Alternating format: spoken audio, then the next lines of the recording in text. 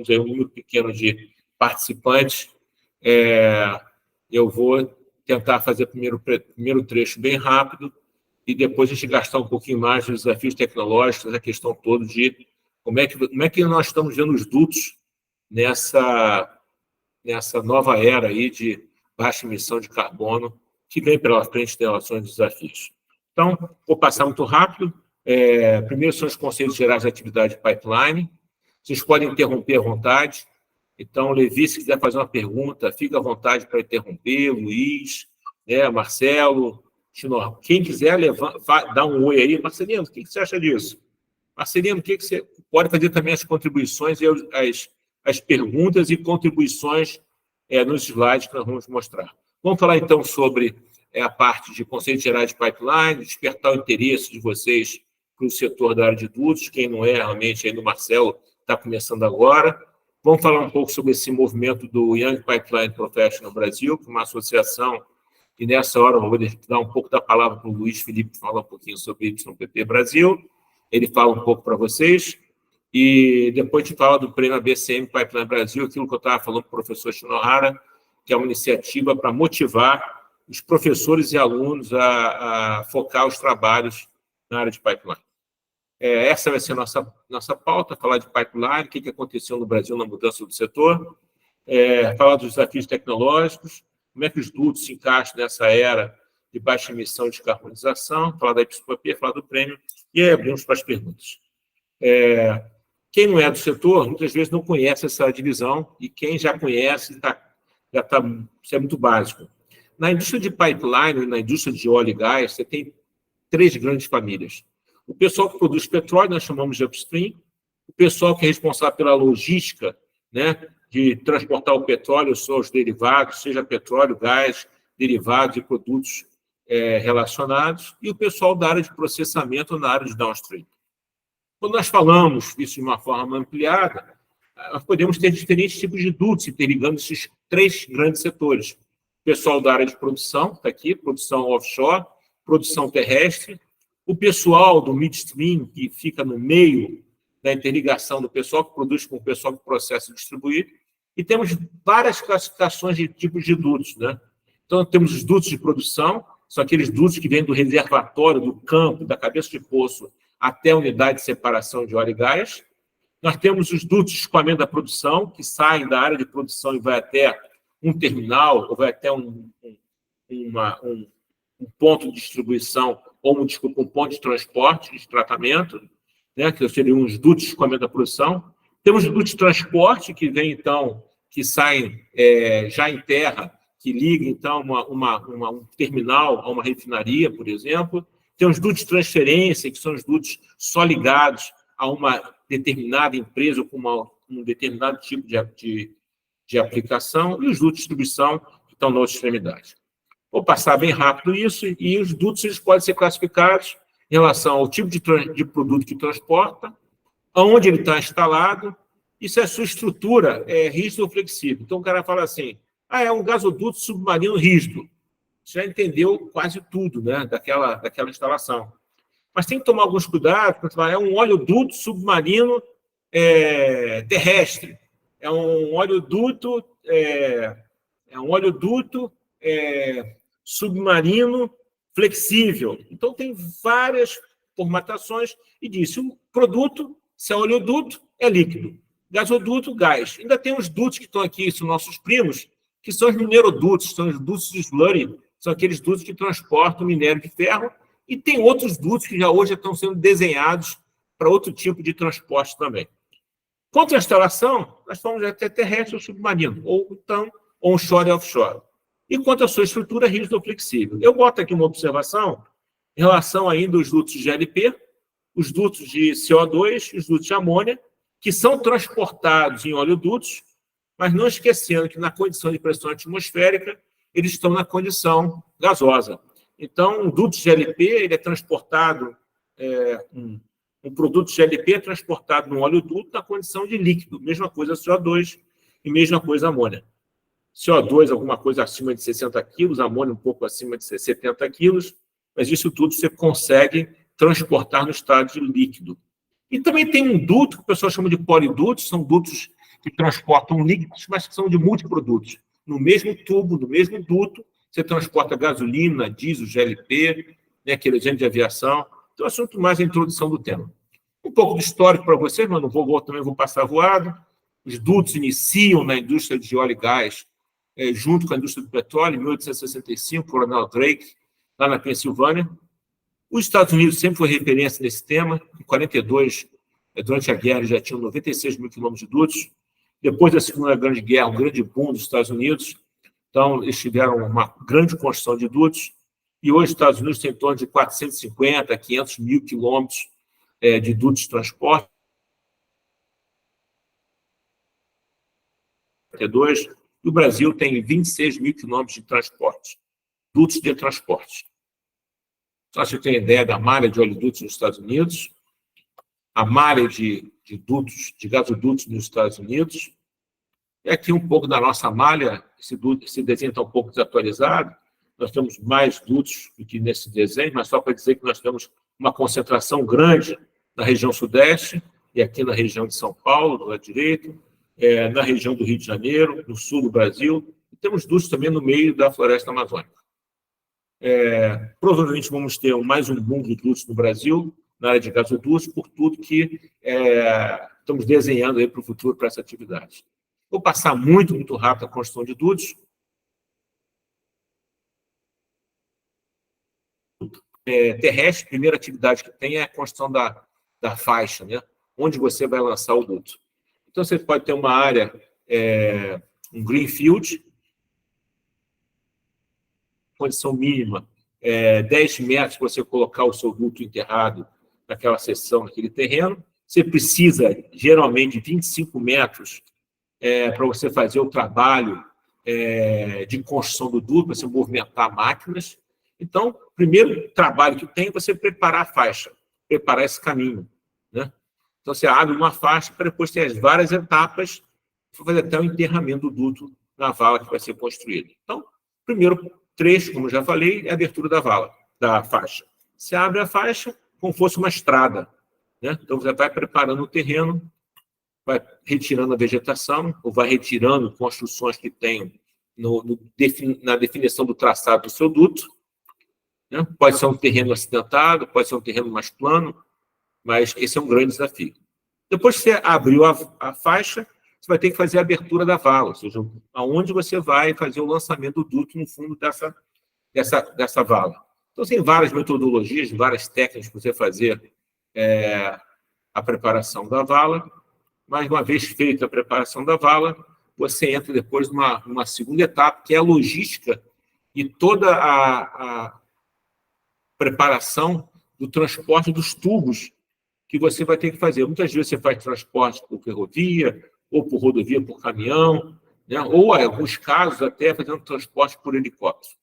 Você junta esses tubos em clareiras, né? Você ter depois uma logística para você fazer, então, um desfile. Quando você tem terrenos alagados, como tem mostra aqui a foto, ou susceptíveis a alagamento, em pântanos, por exemplo, você tem que fazer a concretagem desses tubos, onde você bota concreto. Geralmente você tem um peso morto para você garantir aí, não ter problema de flutuabilidade, garantir que ele fica sempre no fundo da vala ou fica encostado no fundo daquela região. Então, aqui mais para mostrar para vocês. Depois tem a parte do desfile, você vai desfilando tubo a tubo, né? Um trabalho de chinês, né? Essa foto, eu acho essa foto maravilhosa. Então, você abriu a faixa, abriu a vala, fez o desfile de tubo a tubo. Depois você vai ter todo um processo de soldagem. Vai pegar tubo a tubo, né? E aí tem um dos grandes fatores da produtividade de instalação de duto terrestre. Essa etapa, ela tem 3 etapas ou 4 etapas básicas, que é a aproximação, a solda, a inspeção e o revestimento. Então, esse trabalho ele é muito importante a produtividade, diferentes configurações, né, e arranjos para você fazer essa solda, aí no caso soldas manuais, e aí você fazendo todo o processo de solda de tubo a tubo e entendendo que no campo a realidade do entorno muitas vezes é muito complicado. Então você faz então a aproximação, trazendo aí aqui várias frentes de solda de cada junta de campo, e fazendo a final da junta de campo, fazendo toda a parte do revestimento. Depois você tem uma outra fase, que é a fase do lançamento do tubo na vala. Então, é uma fase muito interessante, que uma vez que você fez, de novo, a abertura da faixa, né, você preparar a vala, fazer o desfile, fazer a solda, você tem que pegar o tubo e fazer o lançamento no fundo da vala, que essa operação é muito interessante. Quem já acompanhou isso, aí o Marcelo, provavelmente, não deve ter acompanhado, o Levi, que não deve ter acompanhado, o Luiz Felipe, que está aqui também, que não acompanhou. Não sei se o Shinohara já teve a oportunidade de ver um lançamento desse, de um tubo da vala. É um negócio muito interessante, que você pensa que aquele elemento é um elemento rígido, e quando você vai fazendo, então, um abaixamento do tubo na vala, você vê que tem uma flexibilidade muito grande, e é uma operação que tem que ser feita com cuidado, para você não gerar danos no duto e no revestimento da mesma forma. Reinaldo, se quiser fazer algum comentário, fique à vontade para fazer, tá? Então, aqui, o abaixamento do tubo, outra configuração. Essa apresentação eu já fiz em vários lugares, né? Quem já assistiu já conhece essas fotos, mas é realmente uma atividade bem legal. Depois você fez o abaixamento do tubo na vala, em cada trecho, você vai fazer, então, um teste hidrostático, e você, com o teste hidrostático, muitas vezes você tem que aproveitar a água, que a água, em alguns lugares, é realmente escassa. Então, você vai fazendo por trecho, vai passando a água de um trecho para o outro. E você submete o duto à pressão de teste, uma vez passando, aí você faz um talinho, você faz a solda, unindo seção a seção. As obras especiais também são um grande desafio, que você encontra um rio, você encontra uma reserva florestal, você encontra, muitas vezes, dificuldades ambientais construtivas. Essa aí é uma travessia.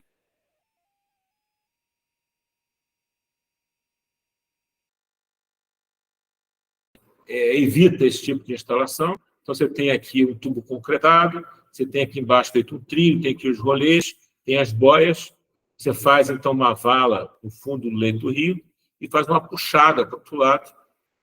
E com um mergulhador, você vai, então, retirando as boias e verificando se o tubo foi realmente para o fundo da vala no leito do rio. Outra técnica que tem para fazer, então, a travessia de rios ou vencer obstáculos ou obras especiais, hoje é o muito utilizado, é o furo direcional, ou perfuração direcional, furo direcional.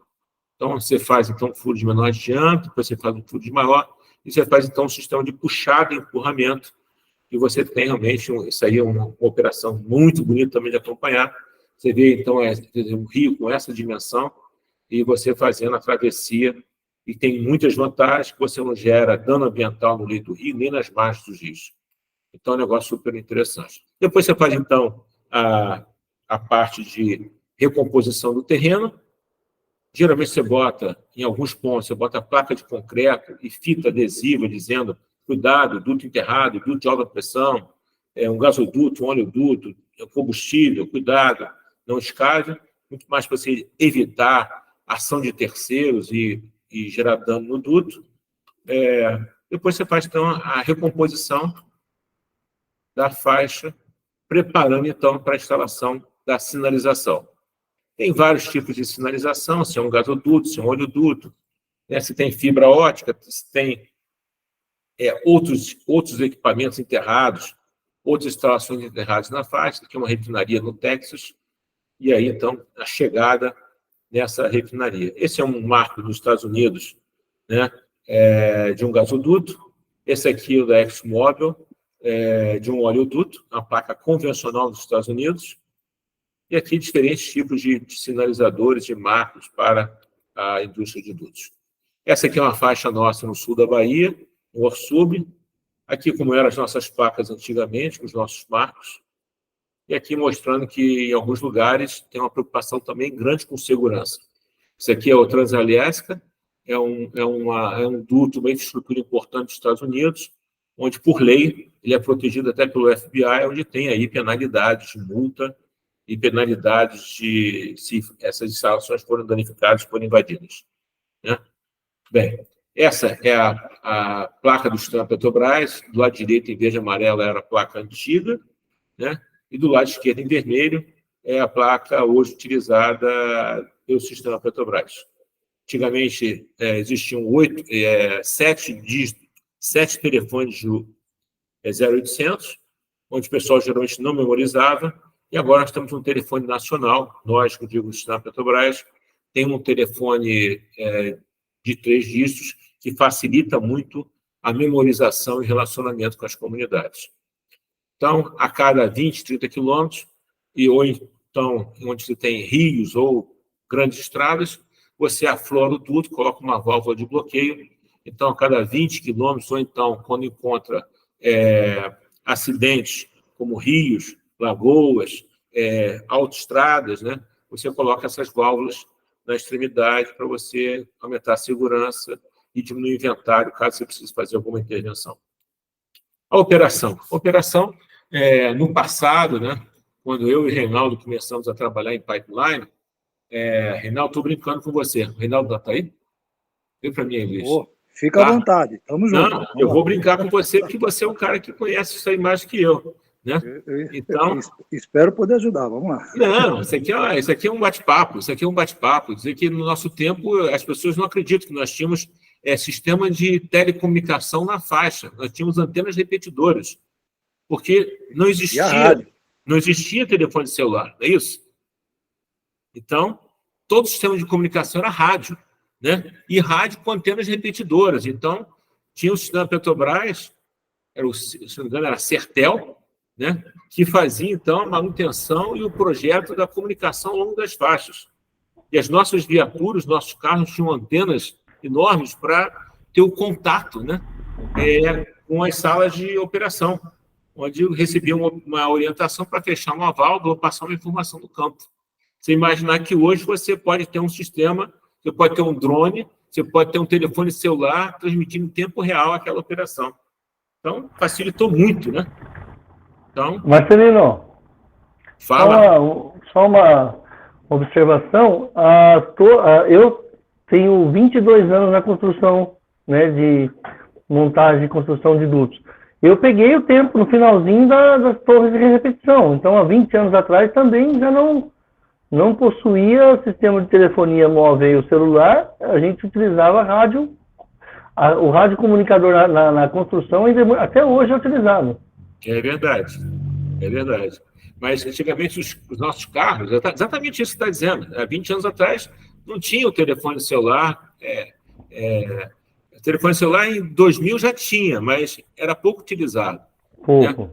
Pouco. Então, mas hoje é uma realidade diferente. Todo sistema de comunicação, hoje você faz isso de uma forma totalmente remota. Então, você abre uma válvula, fecha uma válvula, você sabe se tem uma vibração em um determinado ponto do duto, ou no mancal de uma bomba, ou na temperatura de refrigeração de um mancal de um compressor. Né? Você consegue saber a tensão no duto, a distância, você consegue ter um inclinômetro dando em tempo real, né? Toda a parte de acompanhamento geotécnico de uma área sensível em termos de escorregamento. Então, você tem uma quantidade enorme, você tem fibra ótica que dá informação de invasão. Então, hoje, operar uma malha de dutos dessa ficou um pouco mais fácil em termos de informação. Mas essa é a malha de São Paulo, que tem uma complexidade, porque hoje tudo depende dos sistemas digitais, né? Sistemas de controle e sistema de informação. Então, da sala de controle do sistema de escada, você manda informação para o satélite, que manda uma informação para um ponto que pode ter ou simplesmente uma variável, pode ter um acionador de uma válvula, pode ter um indicador de nível de tanque, pode ter a temperatura de um mancal, pode ter a tensão no duto, pode ter um sinalizador do PIG. Então, você tem uma quantidade muito grande de informações e isso realmente é a realidade hoje. Futuro vai ser um pouco diferente. A gente vai discutir um pouquinho disso nos últimos 30 minutos. Aqui uma sala de controle antiga da Petrobras Transportes. Hoje a sala está um pouco mais atualizada, modernizada. Né? Essa aqui é uma sala também antiga nos Estados Unidos. Né? E aqui tem um sistema que muitas vezes as pessoas não entendem, que são os polidutos. Né? Então, você tem um duto, que você tem uma sequência de produtos, onde você tem diesel, gasolina, GLP, no mesmo tubo. Então, não sei se o professor Shinohara ainda está na sala, mas nós temos no mesmo duto, você podendo transportar produtos diferentes, em bateladas igual um trem. Então, você tem um duto que feito Osbra, que sai de São Paulo, de Campinas, e vai até Brasília, onde você faz uma batelada, como fosse um trem, e à medida que o diesel vai passando em Ribeirão Preto, você, da sala de controle, abre a válvula e faz o carregamento de um tanque à distância, de forma remota. E aí, se ele vai passar em Uberaba, em Uberlândia, agora eu vou carregar um tanque de gasolina, né, em Uberlândia. Aí você, do Rio de Janeiro, você abre a válvula, sabe o nível do tanque, sabe quanto botou de produto, fecha e carrega um tanque à distância, tudo remotamente em uma sala de controle do Rio de Janeiro. Então, é como se fosse um trem transportando produtos diferentes, e você faz isso, então, de uma forma remota. Aqui é muito mais para provocar, com certeza. Pode falar. Assim, eu estou aqui na sala, assim, a apresentação anterior, você envia na sequência mesmo, né? Isso. Manda diesel, depois gasolina, pode mandar que... Mas eu entendo também que vai ter uma interface, né? Que você mostra lá embaixo. E vai ter uma interface que vai ser uma mistura de diesel com gasolina, por exemplo, né? Aí vai fazer uma separação depois, posteriormente, correto? O que acontece? Como é que é feito isso? De forma prática e muito simples. Há muito tempo atrás, o pessoal utilizava piques separadores. Quando você tem bateladas, e principalmente nos mercados, onde essas bateladas são muito grandes, o que você faz? Você coloca um pouquinho essa mistura, essa interface, você mistura isso sempre no produto, entre aspas, vou falar, de pior qualidade. Ou seja, você coloca gasolina no diesel. Então, quando você bota muito pouco essa interface ali, você vai pegar essa interface e vai botar ela toda dentro do diesel. Como o volume de diesel é muito grande, você não tira o diesel de especificação. Entende? Então, o que você faz é simplesmente fazer o corte, você fica acompanhando a qualidade do produto. Quando você vê a gasolina 100% especificada, você faz o corte e joga aquela interface para dentro do diesel. Entendeu? Da mesma coisa em relação à gasolina. O que você faz? Você bota a GLP na gasolina. Então, o C5+, o C4+, você vai jogar esses produtos de GLP mais pesados para dentro da gasolina. Então, você vai ficar só com GLP. Então, você sempre bota a interface no produto que consegue absorver aquela especificação. Entendeu? É isso. Então, você faz um corte controlando, hoje a nível de quase de cromatógrafo, né, a qualidade da gasolina. A gasolina está especificada. Você faz o corte naquele ponto e joga a interface dentro da batelada de diesel. Ok? Basicamente é isso. Perfeito. Né? Você tem sistemas que você não pode ter contaminação. Por exemplo, só para você ter ideia. Então, você tem produtos únicos. Né? Então, você tem dutos que tem um produto só passa um determinado produto. Né? Então, geralmente, querosene de aviação, em alguns lugares, em alguns países, não são aceitos, por exemplo, passar querosene de aviação com outros produtos. No Brasil, nós podemos fazer transporte de QAV em polidutos. Em alguns países existe um rigor de controle que proíbe, ok? Mas não é o caso do Brasil. Aqui é muito mais uma brincadeira, né? Não é um quiz, não é um questionário, mas muito mais para saber como é que chega petróleo do Alasca nos Estados Unidos. Né? Então, você tem um duto chamado Transaliesca, que passa por dentro do Alasca, depois pega um terminal e vai por navio e leva para a costa oeste dos Estados Unidos. Como é que chega a gasolina em Brasília? Você já sabe que tem um duto chamado Osbra, que vai de São Paulo até Brasília. Como é que chega gás da Bolívia em Porto Alegre? Então, também sabemos que vem um gasoduto chamado Bolívia Brasil, passando por São Paulo, chegando até o Rio Grande do Sul. E como é que chega gás do região produtora do Rio de Janeiro e chega gás na Bahia, chega gás em Pernambuco, sai num duto chamado Gazene, e esses são os dutos. Esse aqui é o Transaliesca, que é um dos dutos mais fotografados, porque ele tem esse arranjo, em alguns trechos ele é aéreo, por causa do congelamento do solo, e tem esse arranjo zigue-zague por problema de dilatação. Né? Esses suportes são suportes super especiais, é um duto muito interessante, tem 1.300 quilômetros, 48 polegadas, e ele sai, então, da região de produção até o terminal de Valdez, onde teve aquele grande acidente da Exxon Valdez, que foi um grande vazamento de petróleo nessa região. Como é que chega gasolina em Brasília? Esse é o Osprey, esse aí, que sai então de Paulínia e vai até Brasília. Como é que chega a gás da Bolívia até Canoas, até Porto Alegre, lá embaixo? É através do Gasbol. E como é que une a malha do Nordeste com a malha do Sudeste?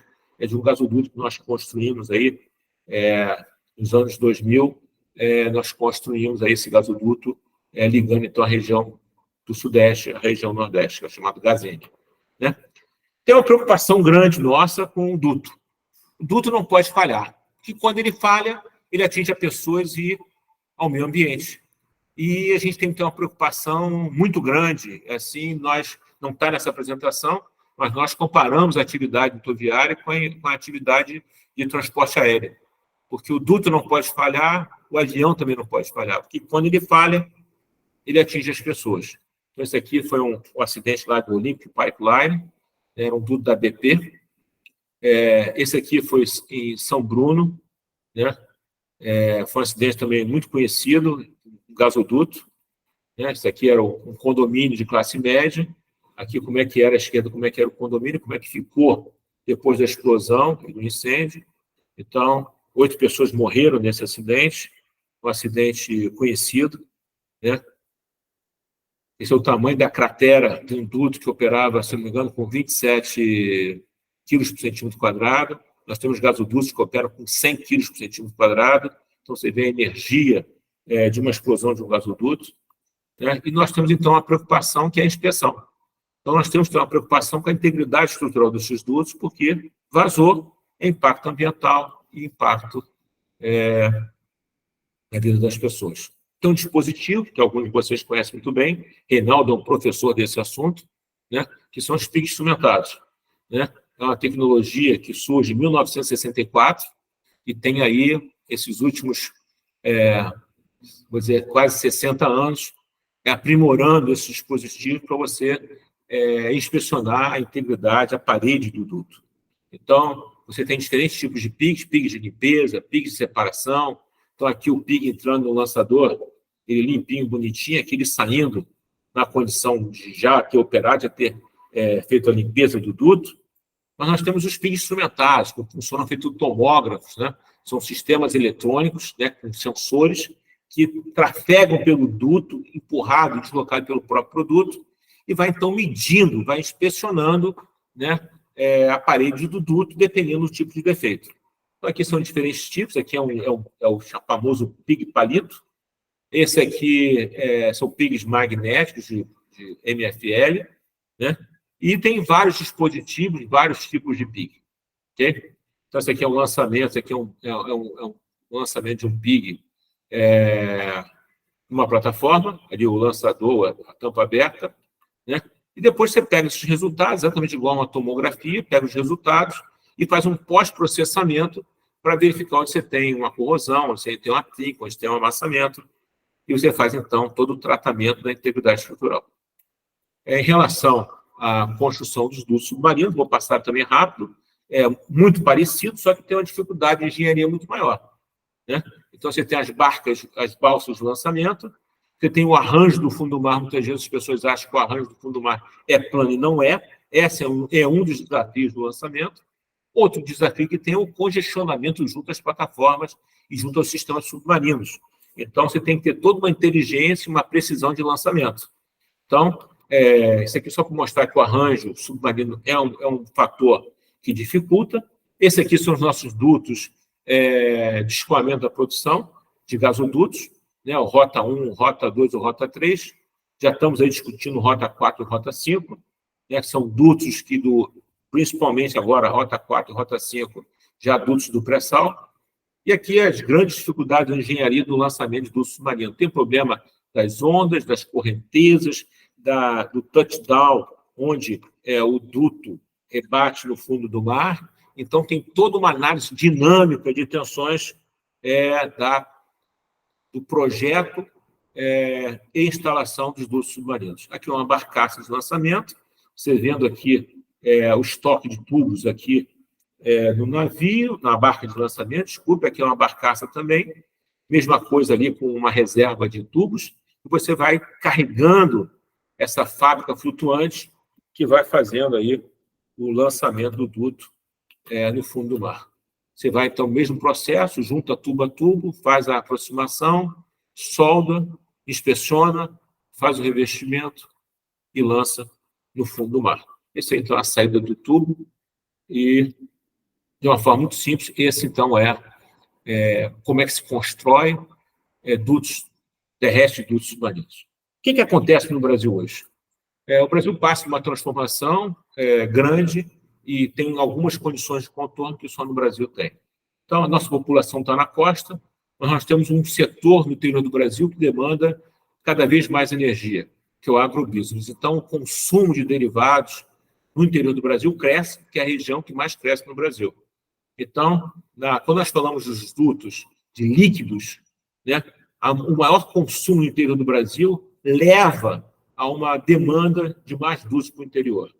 Outra tendência que tinha e tem ainda a discussão toda da paridade de preço internacional, o que leva à competitividade de entrar produtos por outras regiões longe das refinarias que existem ao longo do litoral brasileiro. Outra característica importante no Brasil é em relação aos biocombustíveis, né? O bioetanol, o biodiesel, e aí no sentido inverso, né? É do interior para a costa. Então, no Brasil, nós temos uma experiência muito grande em transporte de biocombustíveis, né? Então, isso é interessante.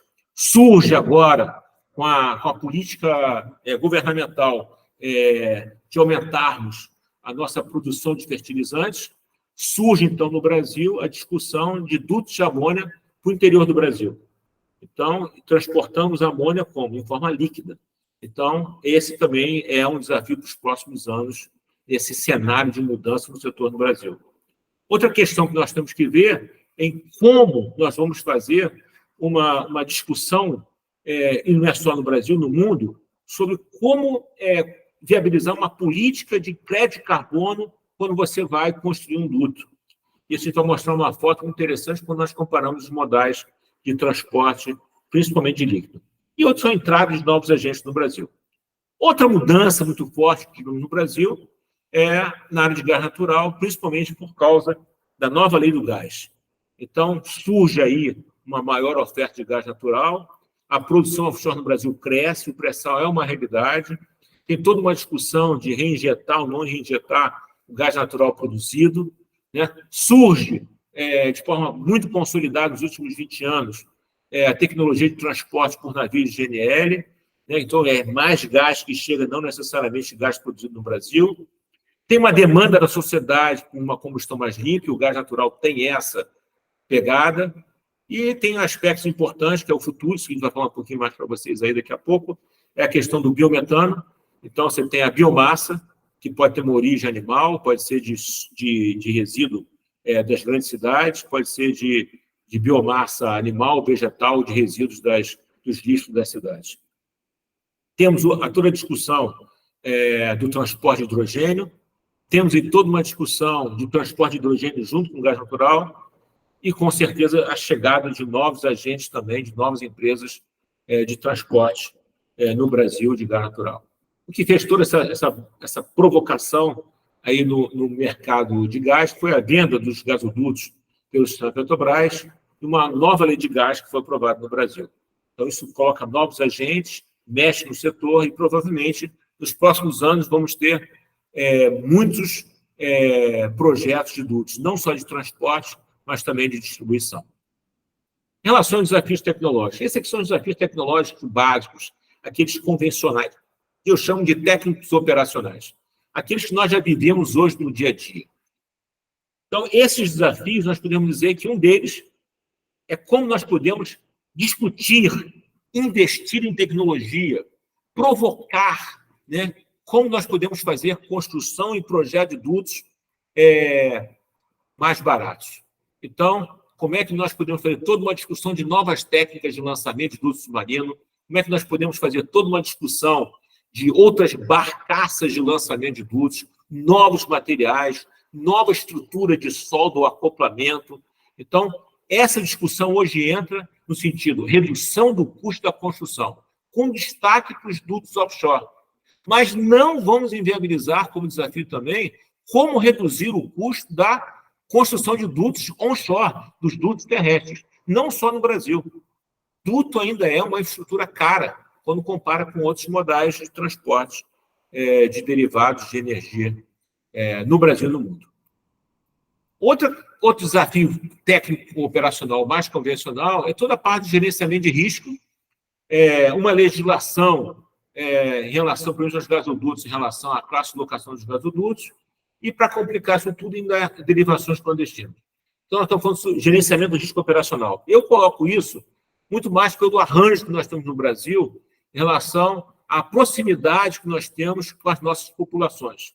Então, geralmente, na periferia das grandes cidades, nós temos muitas vezes cenários como esse, né, onde tem uma proximidade grande da população, e nós temos aproximadamente 4% a 5% de dutos com esse cenário.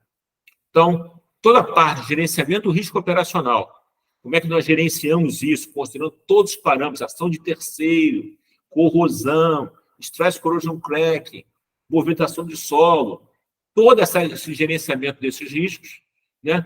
E tudo associado com nova legislação, uma regulação cada vez mais restritiva, e aí, em relação aos gasodutos, toda a parte de atualização das classes de locação. Nós temos que colocar mais tecnologia, mais conhecimento nesse cenário. Se não fosse suficiente, nós também temos as derivações clandestinas, que são a interferência do crime organizado, retirando o produto, principalmente dos nossos oleodutos, né, junto principalmente às comunidades, colocando em risco a vida das pessoas e das nossas comunidades. Okay? Outro aspecto que é fundamental também nessa linha técnica operacional é toda a parte de defeitos, análise de integridade. E aí, para quem é craque nisso, feito o Reinaldo que está aí, isso aqui é muito superficial. Mas é muito mais para dizer que tem 3 tipos de defeitos clássicos. Tem os defeitos volumétricos, tem os defeitos geométricos, tem os defeitos planares. E, geralmente, os defeitos volumétricos, 99% é corrosão interna ou externa. Em alguns casos, é o arrancamento de material, né, que você tem por máquinas de construção que encontram os nossos dutos e geralmente fazem a remoção de material. Mas 95% das análises de defeitos volumétrico é corrosão interna, corrosão externa. Vou mostrar uma foto para vocês. Geométrico são danos mecânicos, né? São amassamentos, são dentes, são ovalizações, né? São wrinkles, né? Enrugamentos, né? Que acontecem de uma forma mudando a geometria da seção transversal do duto.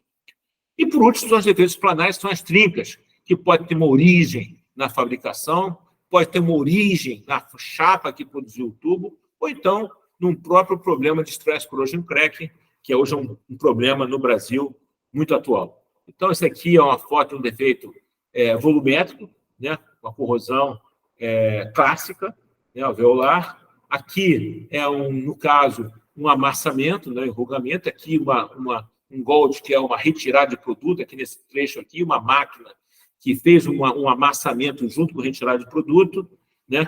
Então, toda a parte de avaliação da integridade desses defeitos. E toda a parte também de defeitos planares, aqui uma coluna de trincas, nesse caso, de stress corrosion cracking. Muito mais para dizer o seguinte: qualquer coisa que a gente faça para melhorar a análise, para aprimorar, para facilitar, para dar agilidade na análise da integridade desses defeitos, vai facilitar o dia a dia da nossa operação.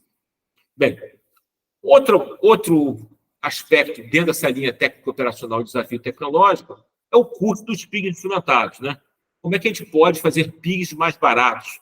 Né? Como é que nós podemos reduzir o custo dessas inspeções? Você tem inspeção que pode custar R$200 mil uma operação, no trecho de 100 quilômetros, e você tem operações que podem custar $1 milhão, R$5 milhões. Então, é um custo alto mesmo para a indústria do petróleo e que tem uma demanda para desenvolvimento não só para redução do custo, mas também de novas ferramentas, novas tecnologias, novos sensores para facilitar a inspeção dos nossos dutos.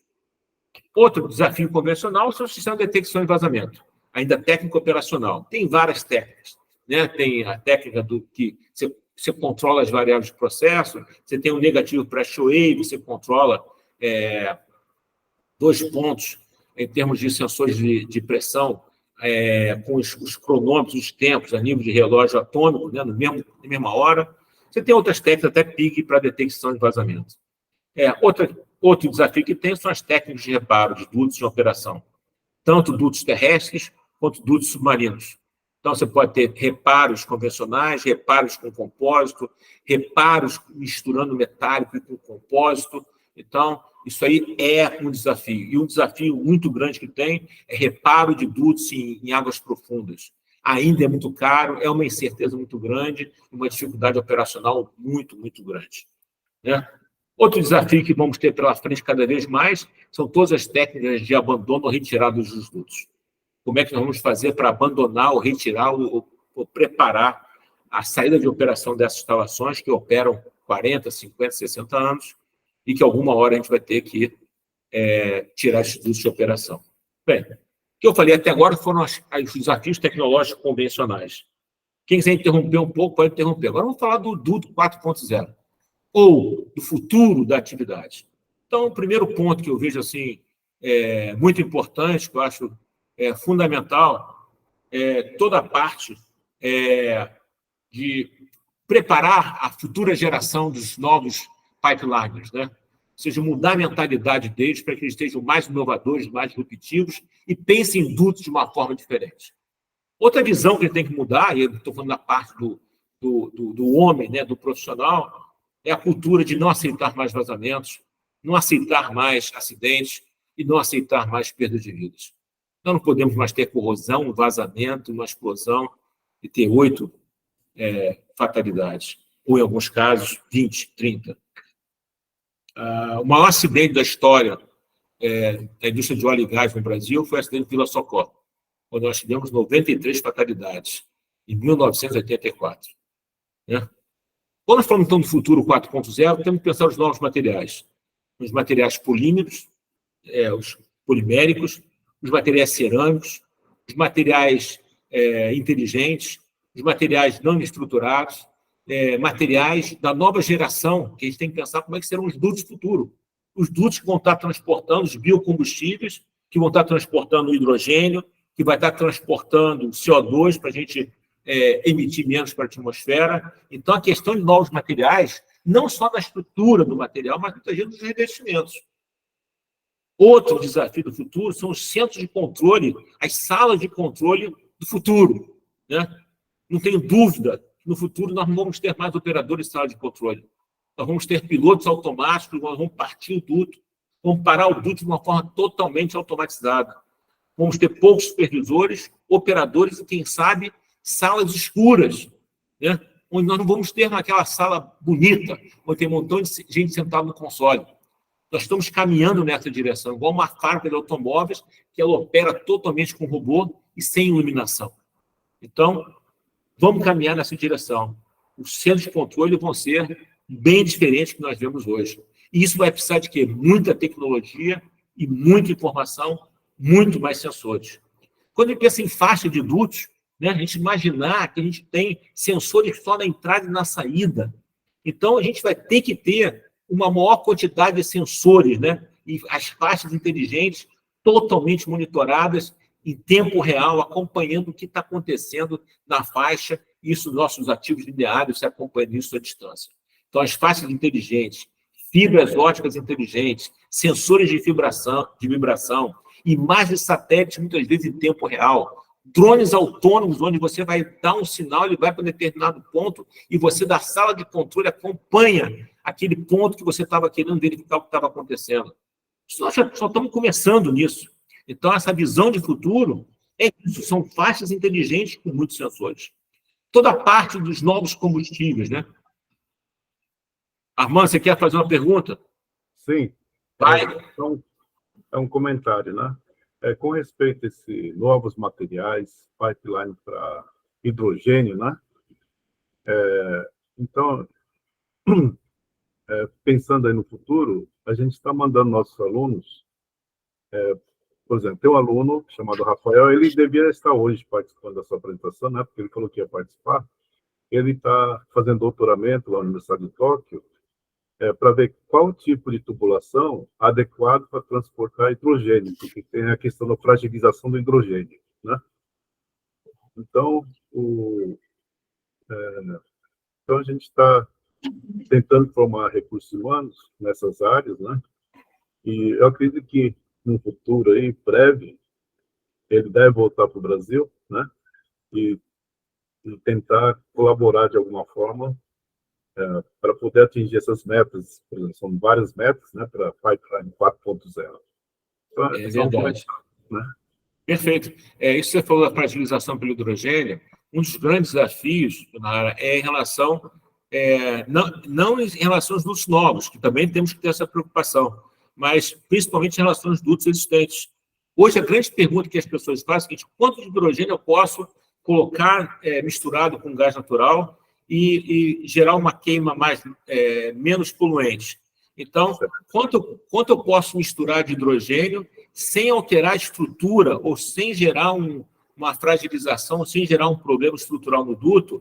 Eu posso misturar 2%, 4%, 8%, 16%? Então, essa é uma das dúvidas. Mas também os dutos novos, os dutos que vão ser desenhados para transportar hidrogênio. Né? E aí entra toda a questão do custo desses materiais. E aí tem toda uma preocupação que pode ser que nós tenhamos a mesma estrutura, mas um revestimento. Né? Pode ser que seja tubos cladeados. Na parte offshore, na parte dos risers, nós temos hoje clade em muitos dos nossos risers. Pode ser que a gente consiga um processo de fabricação mais barato, que bota um tubo multilayer, né, com duplos ou 3 níveis de diferentes materiais. Então, o que tem nessa área de materiais é realmente uma demanda muito grande. Então, tá falando... Quer falar, Shinohara? Desculpe. Não, é só esse comentário, né, que a gente está com esses alunos fazendo doutoramento na Universidade de Tóquio, já preocupado com esses futuros combustíveis, né, como hidrogênio, e que pode causar fragilização, né? Você falou dos processos de cladeamento. E no futuro próximo aí, eu gostaria de apresentar esse estudante, né, de doutorado ao Pipeline Brasil, né, para ver se a gente pode somar mais, né? Com certeza, isso é um prazer. Toda a parte de biocombustíveis, toda a parte parte digital, de tratamento de imagens, toda a parte de inteligência, né, e tratamento dessas imagens, aí toda a parte, né, de digital de imagem, tratamento de imagem, toda a parte de sensoriamento, né, que nós estamos chamando de sensor engineering, cada vez mais sensores. Os tubos já podem vir com sensores, com microsensores, nanosensores. Então, não podemos ter um duto só de aço carbono, né? A gente tem que incorporar os sensores nos dutos que vão ser utilizados para a construção dos novos dutos. Toda a parte de data science, né, de inteligência artificial, né? Nós não sabemos onde vai dar isso, mas, com certeza, nós temos uma quantidade enorme de coisas que vêm pela frente. Então, por exemplo, nós estamos indo agora para o COBEM agora no início de dezembro, nós vamos levar alguns desafios. Por exemplo, nós queremos fazer alguns trabalhos de transmissão de dados pela parede do tubo. Né? Exemplo: Marcelino, você está louco? Não, estou não. É utilizar a parede do duto para transportar informação. Né? E aí ele tem uma repetição, se ele passa informação pela parede do duto, ou sistemas de inspeção inteligentes que você não precisa mais passar ping no duto. O duto ele acompanha em tempo real a sua integridade, seus defeitos. Né? Então, vai caminhar nessa direção. O duto ele vai ser autodiagnosticado. Ele vai ter um sistema que ele vai ter os sensores e a análise, vai dizer, ó, o duto tem condições de operar. Vai tirar o emprego, né, do Reinaldo, vai tirar o emprego do Marcelino, vai acabar com a Pipeline Brasil, porque não vai ter mais demanda, porque vai ser o quê? O duto vai ser construído com os sensores que vão fazer sua análise própria. Eu estou falando de quê? Eu estou falando dos dutos de hidrogênio, estou falando dos dutos de CO2 que nós vamos construir em 2040, né? Vamos construir em 2040 esses dutos. Não é possível que a gente vai continuar construindo com aço carbono e revestimento convencional. A sociedade não aceita mais isso. E toda a parte, né, de IoT, integração total desses dados, isso vai ser um negócio fantástico. Eu só fico com pena que eu não vou estar aqui para ver isso tudo. Eu gostaria de estar vendo isso tudo, né? Como é que vai ser o duto 4.0. Eu, com certeza, não vou ver isso, né? Pela minha idade, eu não vou ver. Mas o Luiz, o Levi, o Marcelo, né? Vão ter oportunidade de ver esse negócio aqui acontecendo. Bem, vou passar um pouco mais rápido. Então, a era de baixa emissão ou descarbonização. Aqui é muito mais uma provocação. Se vocês acham que esse negócio de pipeline está chegando no fim, eu digo para vocês que não está. E se vocês acreditam que se o duto vai estar presente na era de baixa emissão de carbono. Eu digo para as pessoas que os geólogos, os geofísicos vão ser peças de museu, mas os engenheiros de dutos não, porque esses vão estar aqui transportando hidrogênio, transportando biocombustível, transportando CO2, né? E essa demanda vai ser junto com a sociedade. A sociedade vai pedir isso. Então, essa questão toda... Marcelino, desculpa, pode falar. Interferindo novamente. Nada. Mas essa provocação, se vai terminar o pipeline futuramente, eu acredito que não, porque, inclusive, uma razão pela qual estou bastante motivado a participar da sua apresentação é porque existe um grande interesse. Eu estou pegando um exemplo lá do Japão, né? Usar a água gelada do fundo do mar. E com água gelada do fundo do mar, trazendo para a superfície, eu estou falando coisa de 800 a 1.000 metros de profundidade. Né? Então, um grande desafio hoje é como trazer essa água usando pipelines. Né? E o pessoal está fazendo aquacultura, cosméticos, que inclusive pode deixar uma ilha como Fernando de Noronha mais autossustentável. Né? Então, Bem legal. Bem legal. Ó, temos interesse em discutir isso. Eu acho que esse negócio é bem legal. E é isso que a gente vai fazer no COBEM, lá agora, lá em Santa Catarina, lá em Florianópolis, vamos provocar esse tipo de coisa. Né? Então, como é que a gente pode imaginar a aplicação dos dutos, né, para o futuro? Agora, a sociedade está pedindo cada vez mais. Isso aqui, essa aqui sou eu, tá? Quem não me conhece, esse aqui é o Marcelino, né? E eu estava em Washington, e eu cheguei lá, tinha uma manifestação contra a pipeline. E eu cheguei lá para uma reunião da ASME, e quando eu cheguei, eu falei, caramba, o que está acontecendo aqui? O policial falou, é uma manifestação contra a pipeline. Ah, tá brincando. Aí entrei lá no meio, okay? Fotografei, ok? E fui entender o que era a manifestação.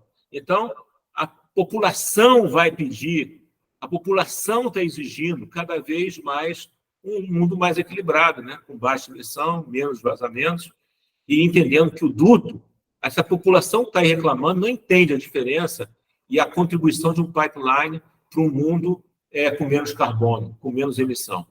Então, tem alguns conceitos aqui, como público de interesse, partes interessadas, damage prevention, public perception, public awareness e social license to operate, são coisas que as pessoas não entendem. Vou falar rapidamente para vocês. Público de interesse é o seguinte, a empresa, em função da sua estratégia, do seu negócio, define quem ela vai conversar, quem ela tem interesse. Então, ela diz o seguinte, eu tenho interesse nos sindicatos, tenho interesse nos proprietários, mas eu não tenho interesse no público indígena. Então, ela define quais são os seus públicos de interesse. Isso é um conceito antigo, mas é isso. O outro são as partes interessadas, as pessoas não sabem que tem uma diferença brutal. Partes interessadas são todas as forças políticas da sociedade, todas as comunidades que são influenciadas e que geram demanda por aquela atividade industrial, no caso do duto. Então, considerando o negócio, considerando o relacionamento com a empresa é obrigada, é mandatório ouvir todas as demandas da sociedade. Então, ela não tem direito de escolha. Ela vai se relacionar com os povos indígenas, vai se relacionar com os proprietários e vai se relacionar com quem mais chegar. Demandou, ela vai tratar aquela parte interessada. Então, isso é um conceito. O negócio chamado Dumping Prevention é todo um conjunto de iniciativas para evitar que geram dano nos dutos, que gerem dano nas instalações enterradas. Então, problema de abertura de valos, escavação, perfuração, tráfego pesado, tudo que pode gerar dano naquelas instalações. Então, é uma preocupação de segurança. Public perception é como a sociedade vê valor naquela atividade industrial, né? E o public awareness é como a sociedade está treinada, está informada dos riscos que aquele duto gera para a sua vida e para a sua comunidade. Então, passa um duto ali de 100 quilos. Ela tem informação, o que ela faz, o que ela tem que fazer em caso de um acidente, quais são os fatores que levam a aumentar o risco. Então, é o nível de conscientização pública em relação ao duto. E o último, que é o mais interessante, o mais moderno, é o seguinte: assim como você tem uma licença ambiental, assim como você tem uma licença de construção, assim como você tem uma licença de operação, tem uma licença agora, que tem uns 20 anos, um conceito novo. Isso não tem no Brasil ainda, nem só tem países de top no mundo, que é o Social License to Operate. É o seguinte: a sociedade também tem que ser escutada se ela aceita ou não aceita aquele duto. Então, é uma autorização da sociedade para aquele duto. Então, é definida, né? Esse negócio, ela existe quando um determinado projeto tem aprovação da sociedade. A aprovação vem da aceitação social da comunidade daquele projeto. Então, não vai ter mais espaço para você pegar e vou construir um duto. Ah, você escuta o órgão ambiental? Você escuta o regulador? Você também vai ter que escutar a sociedade. Então, é isso. E a gente vai ter que mostrar que o duto é interessante, que o duto é seguro e que o duto é um meio de transporte muito mais interessante que uma rodovia, muito mais interessante que uma ferrovia. Então, os protestos, nós temos que mostrar e temos que ter esse trabalho de comunicação que o duto pode ser um negócio muito interessante. E é interessante por quê? Porque o duto é que vai contribuir para esse novo momento do mundo. O duto vai estar presente no futuro energético de longo prazo. Por quê? Porque vai ser ele que vai transportar o biocombustível, o etanol, o biodiesel, o biometano, o biogás, o gás natural com hidrogênio, o duto de hidrogênio, o duto que vai capturar o CO2 para armazenar em reservatórios. O duto vai estar presente no futuro, no modelo energético global. E vai estar por quê? Porque ele é muito interessante. Olha essa foto. Então, esse cenário mundial é o seguinte: olha o impacto na fauna e na flora de uma rodovia, olha o impacto na fauna e na flora em relação a uma ferrovia, emissão de carbono. Você transporta GLP no Brasil por caminhão, Reinaldo. Como é que chega GLP em Brasília? É transportado por caminhão queimando diesel. E nós não temos um gasoduto que chega em Brasília. Então, o caminho, né, é pelo duto, porque o duto ele está inserido nesse novo cenário de baixa emissão. Então, se você tiver um duto que você tem energia hidrelétrica, por exemplo, energia solar para suprir as bombas, você faz transporte de hidrogênio, ok? Pode ser por energia armazenada do vento, né? Ou solar, ou hidrelétrica. Então, essa energia verde transportando o combustível do futuro sem emissão. Então, o duto vai estar presente na alma dessas pessoas aqui, ó. E é isso que a gente tem que construir o futuro, né? Então, para começar a terminar a nossa conversa, já estouramos o tempo, né? Mas vocês podem fazer perguntas, né? Tem uma entidade chamada... Pode fazer pergunta aí, gente. É só para aproveitar o gancho e não perder aqui o fio da meada.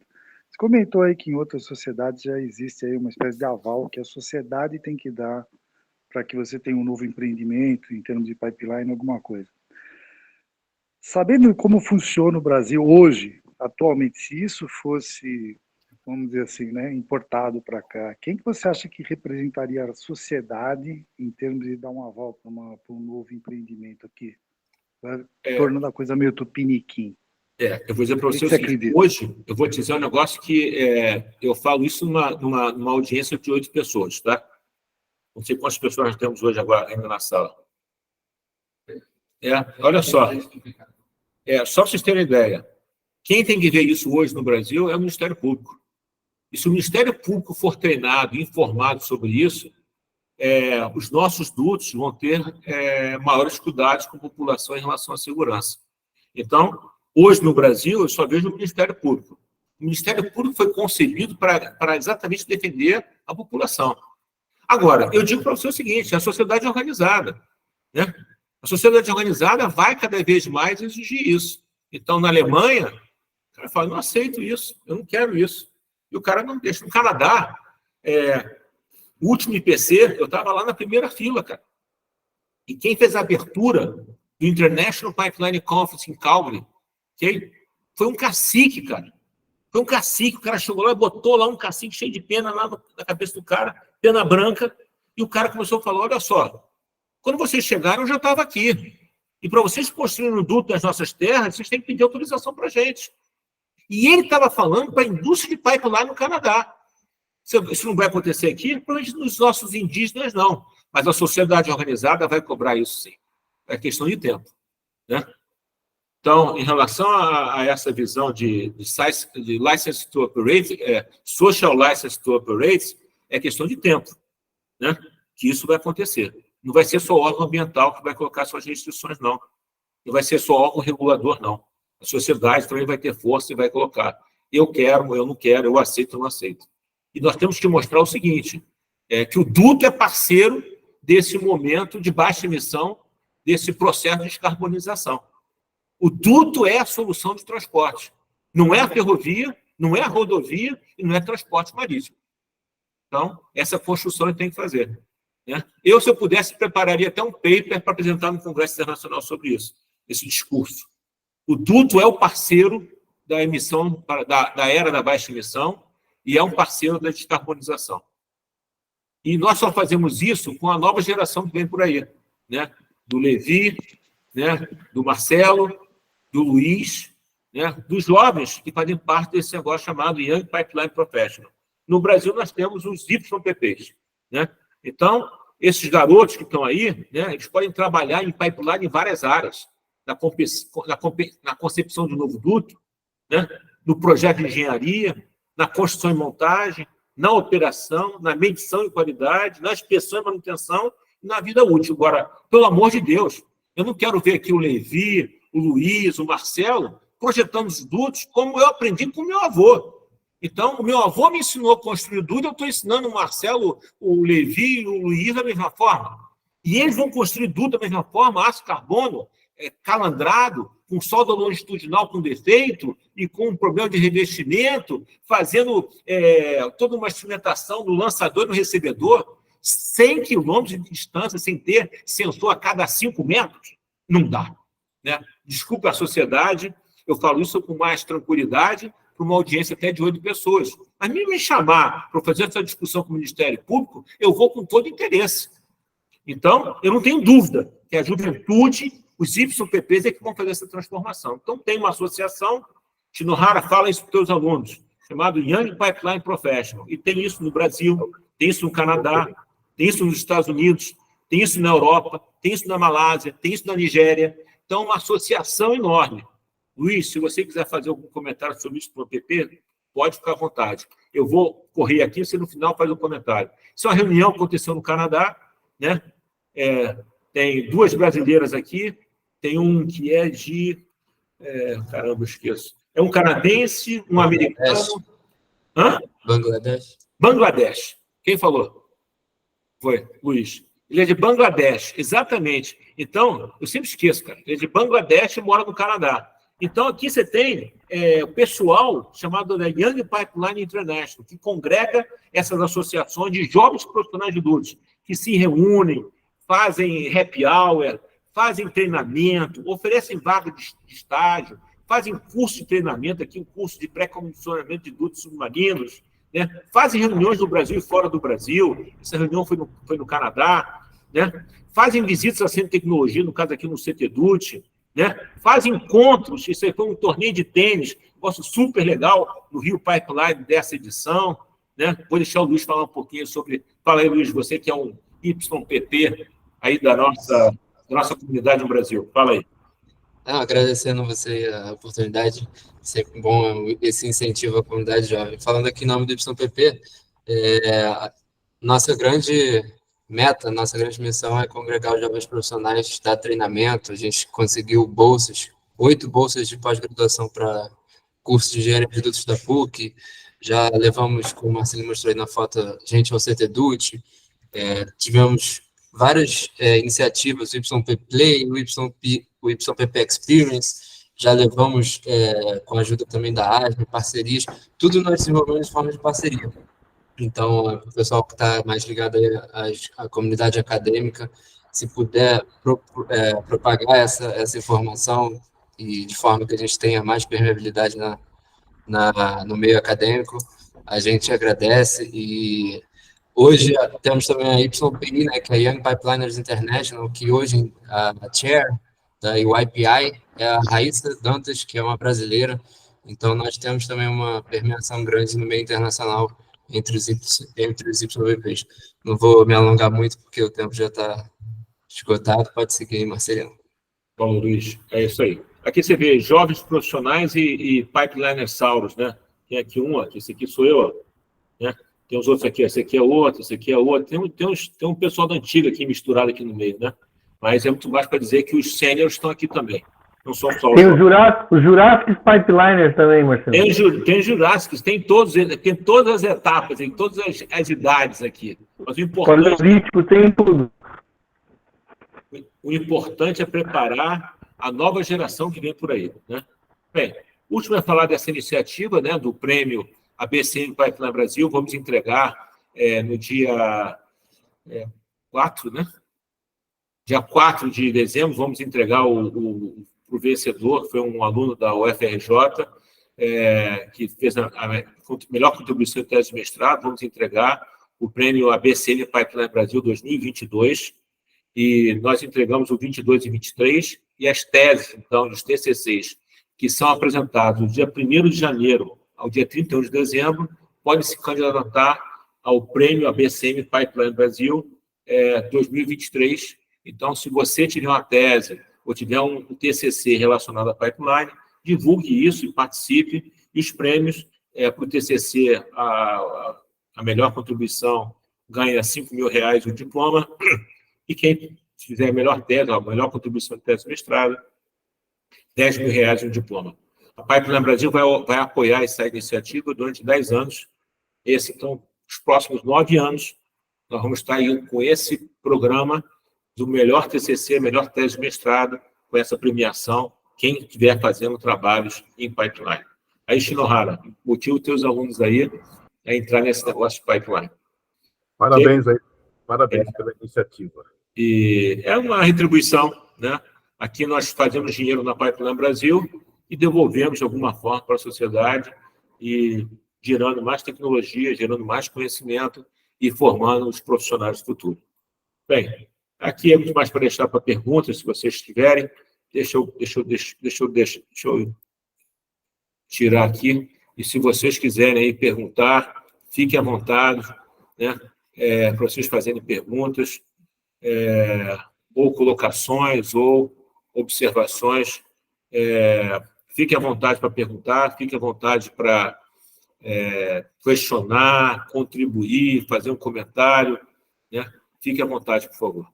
Tá. Marcelino, Armando Shinohara, posso falar, né? Por favor. Ok. Então, excelente, parabéns pela apresentação. Para mim foi bastante didático, né? E aí, ultimamente, eu tenho me envolvido. Na verdade, estou desde 2004 bastante interessado, e é uma tecnologia chamada OTEC, né? Que usa a diferença de temperatura da água do mar na superfície e 800 metros, uma diferença de 20 graus Celsius, e faz com que você produza energia elétrica 24 horas por dia, com eficiência 100% e sem emissão de carbono, né? Então, acho que deve ir ao encontro ao seu tema, né, de apresentação, saindo um pouco aí do petróleo e gás, mas hoje o pessoal está projetando, por exemplo, tem planos de projetar um sistema OTEC que produza 10 megawatts de energia elétrica, e para isso vai precisar um pipeline de 1 quilômetro com diâmetro de 10 metros. Então, eu acho que virão novos desafios aí, e mesmo o megawatt está falando em 2 metros de diâmetro, né? Então, novos materiais, novos desafios aí. Shinohara, nós estamos envolvidos em tudo de pipeline, não só pipeline ligado à indústria do petróleo. Ok. Então, qualquer assunto relacionado a Pipeline Brasil tem interesse. Só para te provocar no sentido amplo, nós estamos discutindo aqui fazer transporte de duto de soja. Ok? Eu não gosto de falar muito disso, que é um assunto meio reservado, a gente não quer ficar divulgando muito, porque a gente já está fazendo algumas considerações, mas a gente quer fazer transporte de soja por duto. Então, qualquer coisa relacionada a duto é tema da Pipeline Brasil. A Pipeline Brasil, eu digo que eu vou estar aqui contribuindo na Pipeline Brasil durante 10 anos, já passou 1. Então, o prêmio ainda tem 9 anos. Então, eu vou me aposentar de fato daqui a 9 anos. Nesses 9 anos, eu quero fazer uma contribuição para a sociedade, quero fazer uma contribuição para a indústria de dutos. Então, a ideia do prêmio, a ideia de provocar pensamentos diferentes, é nessa direção. Então, o que vocês quiserem pensar e desenvolver e discutir no tema dutos, eu estou aqui à disposição de contribuir com a pequena experiência que eu tenho e com a minha relação no Brasil e no mundo para fazer discussão de novas aplicações, de novas tecnologias em pipeline. Fica à vontade para fazer contato, fica à vontade para fazer aí, passar os meus contatos para os seus alunos. Nós estamos aqui à vontade para contribuir com vocês. Tá? Mais uma vez, muito obrigado. Obrigado a você. Está aqui, está nessa sexta-feira, 8 horas da noite, escutando esse assunto tão hermético aí. Reinaldo. Obrigado, Shinohara. Reinaldo, fala aí, cara. Se você quiser falar, a palavra é tua aí. Marcelo, agradecer, né? Como sempre, a explanação que você faz assim tão geral, abrangente, né? De tudo. Eu mesmo, se tivesse que fazer uma apresentação dessa, voltada aos novos desafios, teria tido problema, ia ter coisa que faz, só que acho que não tem que entrar, e você colocou de uma maneira tão boa, mostrando que tudo tem ligação. Então, parabéns, obrigado. Isso renova, né? Você fica falando que a gente como Pipelinesauro, ou sei lá... Pipelinesauro, paleontossauro... Isso, nós somos dessa... Alguma coisa sauro. Então, você tem que juntar pipeline com sauro. O que você Mas nós temos uma coisa diferente que os YPP ainda não têm. E isso vai ter que passar o tempo. Nós não perdemos o pique. A gente continua com o pique com relação a pipeline, com relação a esse assunto que, para mim, né, para você, para todos os é muito apaixonante, porque quantos sobraram aqui? 8, né? Eu acho que nós temos que ser estudados, né? Sexta-feira, 8 horas da noite, tem feriado segunda-feira, então ou você gosta muito do assunto, ou você tem um problema. Então, a gente tem que ser estudado realmente, cara. Eu quero acreditar que a gente gosta muito, né? Que a gente não tem problema. É melhor tirar por aí. Mas até agradecendo também aí o professor Armando, que estou conhecendo agora, e estava vendo o que ele estava colocando. Eu ouvi falar desse assunto, nossa, há muito tempo. Eu achei que era uma coisa mais teórica, com térmicas e tudo mais. E avisar que com relação a YPP e a Pipeline Brasil, né? Toda vez que eu ouço algum colega, normalmente falando de filho, né? Estão completando engenharia, eu pego e fico passando os endereços, né? Ó, tem 2 coisas que vocês têm que seguir aqui, Pipeline Brasil. Não, mas eu estou fazendo civil. Eu falei, não interessa. Muitos amigos meus que fazem pipeline são da área de civil. Exatamente. Ah, mas não tem que ser não tem que ser mecânico, tem que ser interessado. Isso. Então é isso, Marcelo. Obrigado, foi muito legal. Para nós é uma sexta-feira que não é perdida, não. Foi salvo, cara. Tá bom. Obrigado pela palavra aí, obrigado pelo apoio, obrigado por você estar aqui até agora. Um profissional que conhece tudo isso que eu falei e, de uma forma especial, ficou aqui com a gente até agora. Maria Eduarda, vai. Vai, Maria Eduarda. Oi, Marcelino, tudo bem? Tudo ótimo. Eu queria agradecer essa palestra, essa aula, na verdade, né? E eu sou nova nesse grupo, desse universo pipeline, e fiquei muito, assim, interessada em até realmente fazer um estudo de mestrado. Eu sou engenheira mecânica, né? E aí eu trabalho na parte de transporte intermodal. E realmente, esses novos desafios que nós temos agora no país, né, na transição, no caso mundialmente, né, falando, os dutos são realmente uma nova saída para isso, né? E eu fico muito feliz dessa contribuição que você tem deixado, né, para a sociedade. E estarei disposta realmente a fazer um estudo mais a fundo sobre né, tecnicamente falando, sobre como fazer um transporte mais limpo e mais sustentável para o país, né? Muito legal. Posso te fazer uma pergunta? Sim. Quantos anos você tem? 29. 29. Você é uma YPP. Longe de você ser como Reinaldo e Marcelino, ser um pipeliner sour, né? Você é uma Young Pipeline Professional. A definição é até 35 anos. Então, se você quer atuar na área de pipeline, se associa na YPP, faz contato com o Luiz Felipe, que está aqui, vai lá na YPP, diz o que você quer fazer, manda um e-mail aqui para o pessoal da YPP. Se você não conseguir fazer contato, pode mandar e-mail para mim. O meu e-mail é fácil, é marcelino@pipelinebrasil.com, ok? Manda um oi, que eu vou te colocar em contato com eles. Se você tem interesse em pipeline, vem que nós vamos te ajudar. Se você precisar de informação, se você precisar de literatura, se você precisar de contato, nós estamos aqui para ajudar vocês, tá bom? Obrigada, Marcelino. Ó, o Luiz Felipe já colocou ali o contato. Ó. E o nosso site. Maria, está aí no site. Então, Maria Eduarda, bem-vindo ao mundo do pipeline, tá? Manda um oi para a gente, nós vamos mandar para você um adesivo de I Love Pipeline, que é um processo de catequese, né? Deixa eu compartilhar aqui, ó. Deixa eu compartilhar com você aqui, só um instante. Ó, manda um oi para o Felipe, que ele vai te mandar uns adesivos desses. Está aparecendo aí já? Não? Aí, compartilhar. Caramba, o que aconteceu? Peraí. Agora vai, peraí. Está aparecendo? Tá. Aí, ó. Seguinte, ó. O Isaías tem um atrás dele já aí, mas, ó. Legal. Aqui, ó. Pede aí que o Felipe manda para você. E aqui está meu telefone, meu WhatsApp. Pode ser que eu te responda 1h da manhã, meia-noite, sábado, feriado, mas eu respondo a todo mundo. Todo mundo que manda um oi, eu respondo. Eu posso não responder na hora, mas eu respondo. Todo mundo que manda um zap, eu respondo. Então, manda um oi lá para o Luiz Felipe. Fala para ele que você quer ser uma YPP e bem-vindo à nossa comunidade. Tá? Obrigada, gente. Obrigado a vocês. Deixa eu já interromper aqui, peraí. Não sei o que deu. Peraí. Pronto, voltei, né? Gente, olha só, eu vou me despedir de vocês. Obrigado, Isaías, você está aqui com a gente.